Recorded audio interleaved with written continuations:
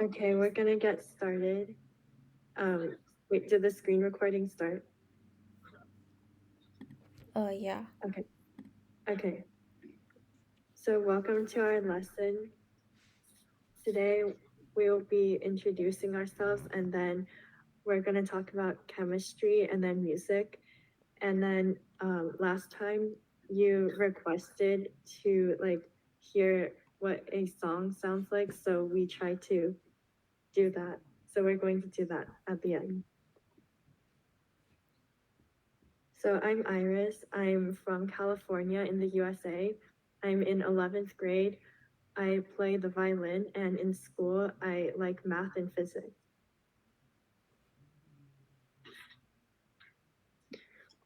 I'm Cecilia. I'm from California. I'm in 11th grade and I play piano, violin, and golf. And in school, I like math, history, and science. Hi, my name is Claire. I'm also from California.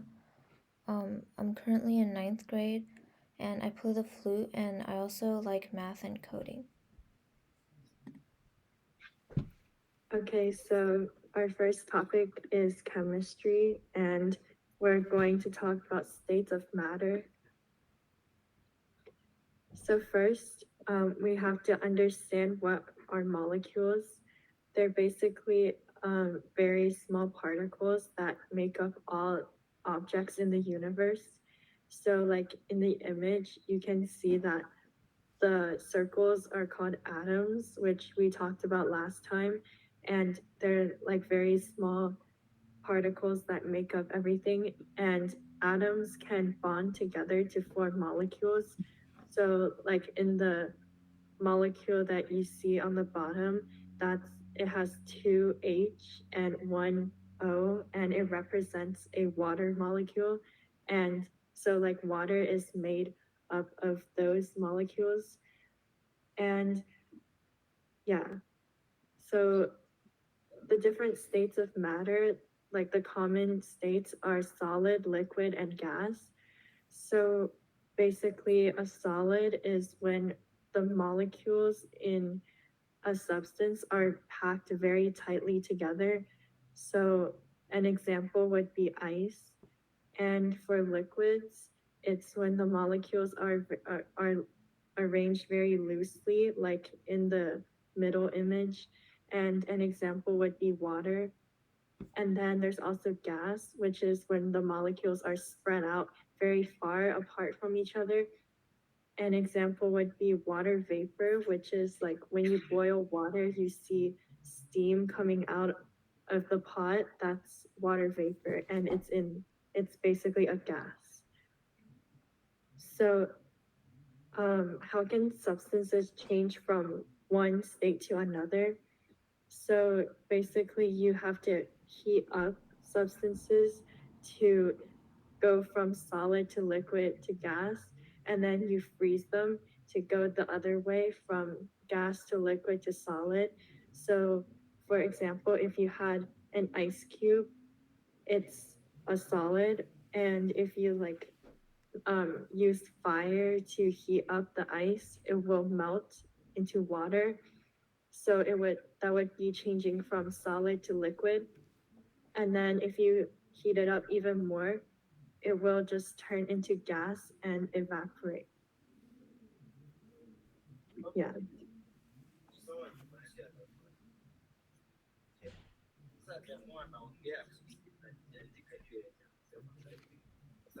Okay, so I'm gonna teach music.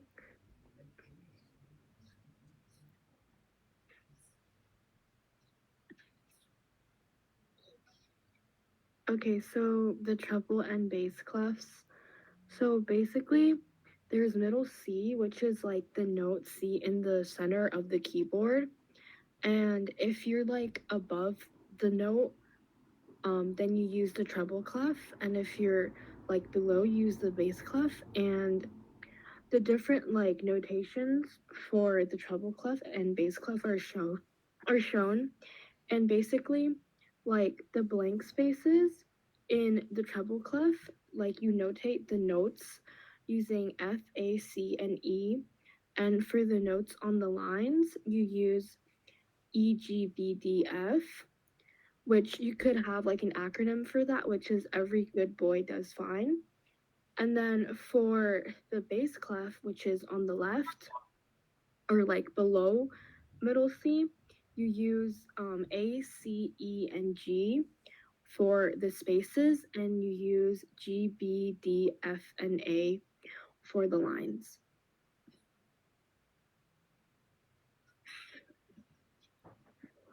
So for sharps and flats, sharps basically raise the note by a half step, and flats lower it by a half step. And like some pitches are like enharmonic, which means they may be like the same pitch may be written as different, like they might have different names, but they actually mean the same thing.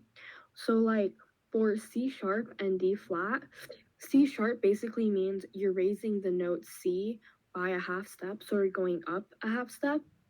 But the like adjacent note, which is like D, if you lower that by a half step using a flat, that's the same thing as C sharp.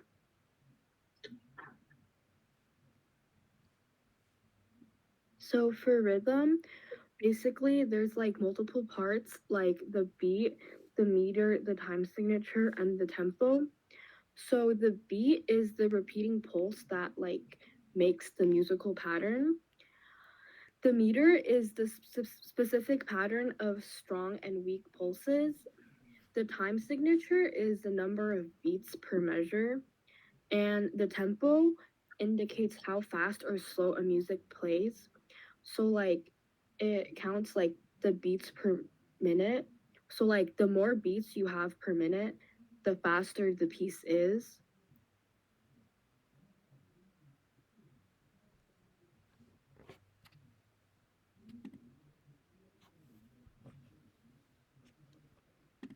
Okay, so I'm going to be talking about the major scales and the circle of fifths. So first, what are the major scales? The major scales are a series of musical notes, and they are arranged in a specific pattern. So basically, there's like a certain rule for like the major scales, and they each have a certain starting note and also a unique set of flats or sharps. For example, C major scale starts on the note C and has no flats or sharps.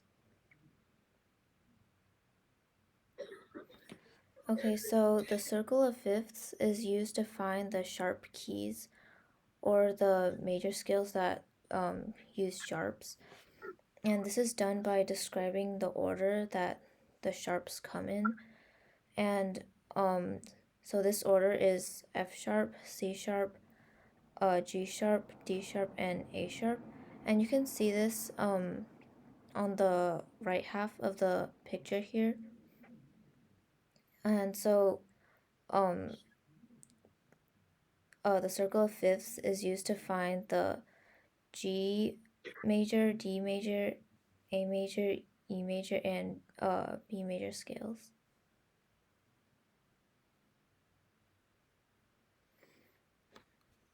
So starting with the C major scale, which has no flats or sharps, the sharps are added as the circle of fifths progresses.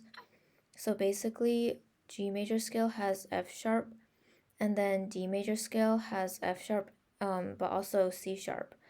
And then A major scale has F sharp, C sharp, and G sharp, and so on. So you can see that the sharps are being added one by one in the order that I just mentioned.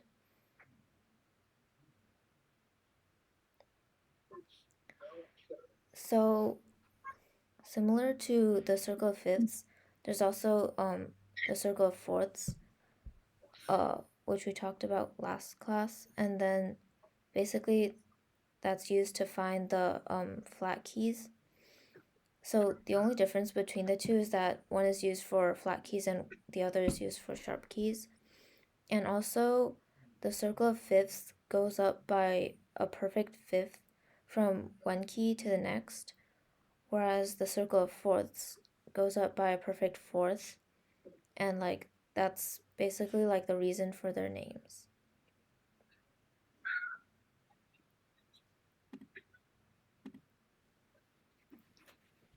Okay, so last time, I think you guys wanted to hear what a song sounds like, but like we're not very good at singing. So what I did is like I put the notes into a computer program, and then like the computer can play the notes for you.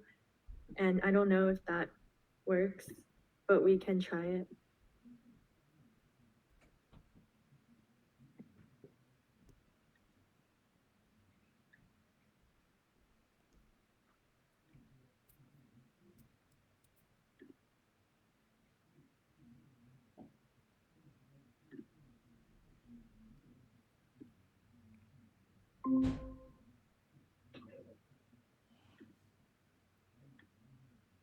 Oh, okay.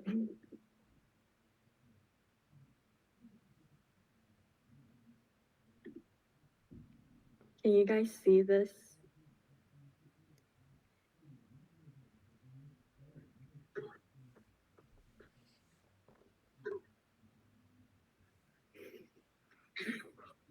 Okay. So I'm gonna play the song, and basically like the top line is the voice, and then the bottom two lines are the piano.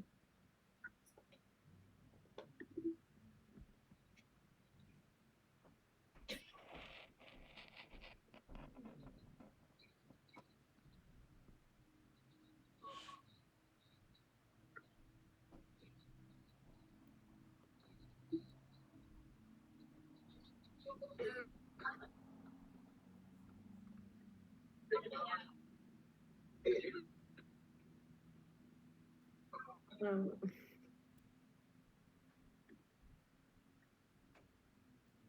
okay, was that helpful?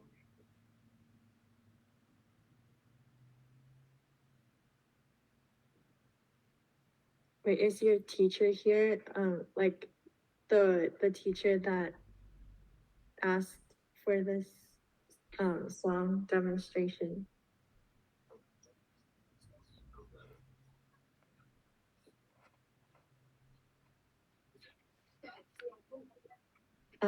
Wait, is your teacher here, or is that good?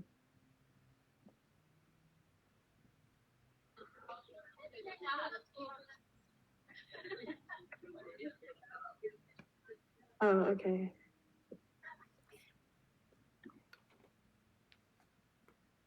So was the song helpful, or like, do you want me to send you a video of the the song being played?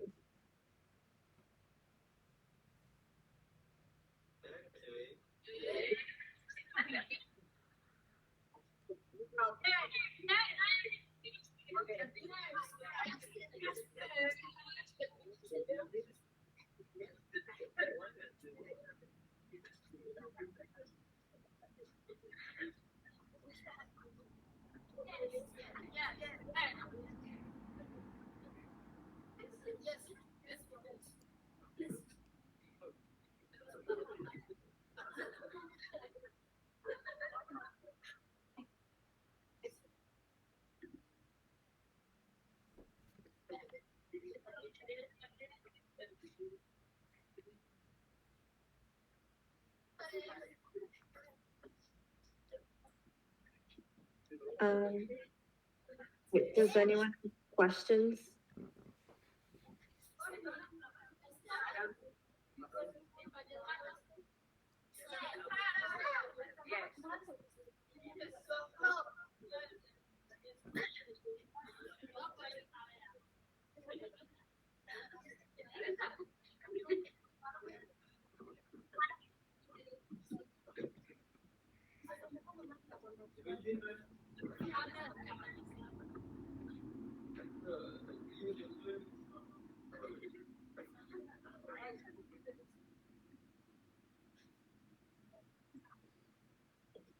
Um,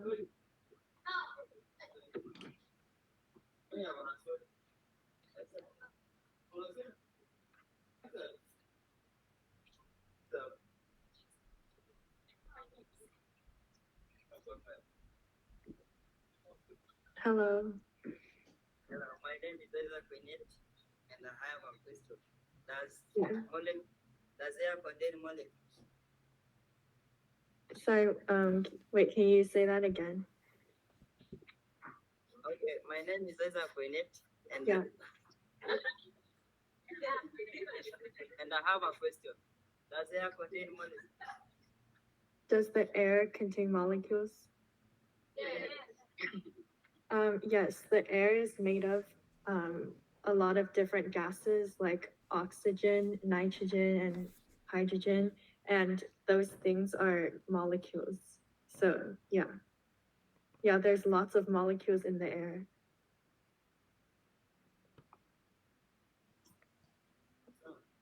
Are there other questions?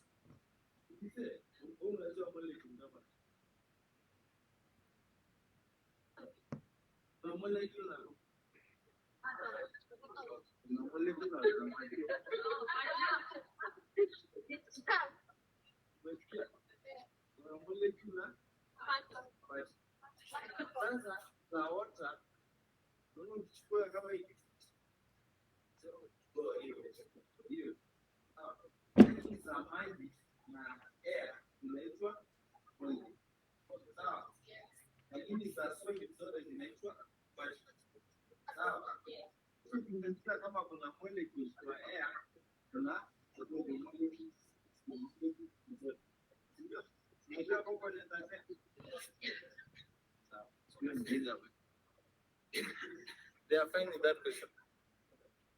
Wait, sorry. They are okay.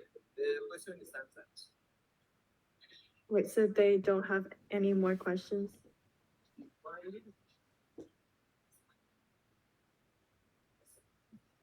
More question.